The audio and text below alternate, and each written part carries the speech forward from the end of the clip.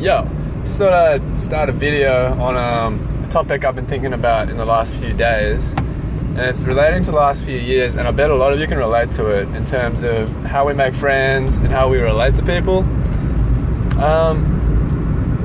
So what I'm finding is that looking back over the last few years and to the present, I've made a lot of friendships in my life by being cooler than I actually am.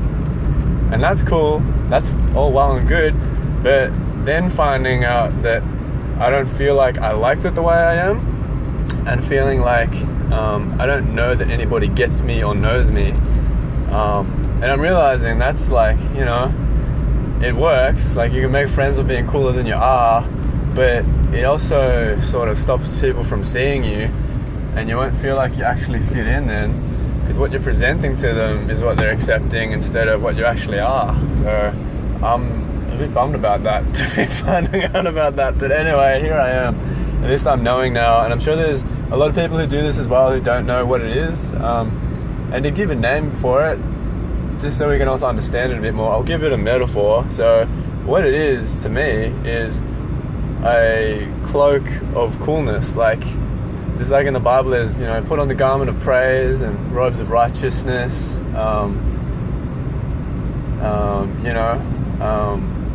clothe yourselves in kindness and stuff like that. Like, put it on like an additional thing in your life that isn't natural all of the time, a temporary thing that we put on and take it off or leave it on. I think coolness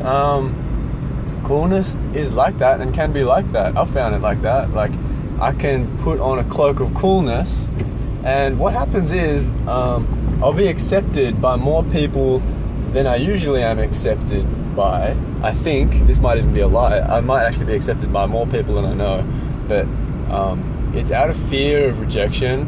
It's out of fear of not being accepted and the consequences of not being accepted for who I am, that I put on this cloak of coolness. And they see the cloak of coolness, and they think it is me. They think it's just me being me, and they accept that.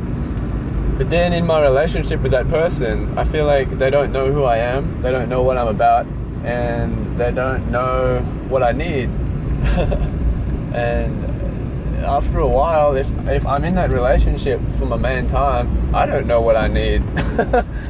And so my relationship with God is fulfilling because I know He sees me. He sees right down to the bone, and I know He sees me for who I am, whether I like it or not. And there is grace with Him. We have forgiveness on His right hand. Jesus, His Son, and He loves us.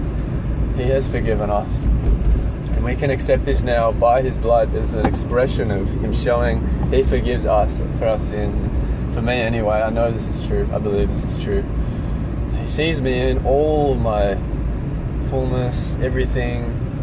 He sees me in transparency, and He knows me and likes me. And I think what part of communion is knowing, like, wow, God forgives that person in their depths when we're breaking bread and drinking wine with each other. It's, wow, I'm a part of a body, and He's accepted all of us, warts and all, and He knows us.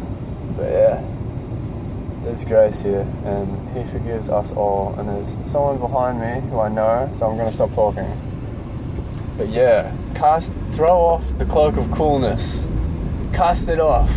Let them see you. Let the fear of rejection be a true fear, something that they can actually see. So, you actually have a risk of being rejected, and not just an illusion that you won't be rejected by putting on a cloak of coolness. The truth is, you'll be 100% rejected without them knowing it, because you won't feel a connection to them. So my word to you is cast off the cloak of coolness.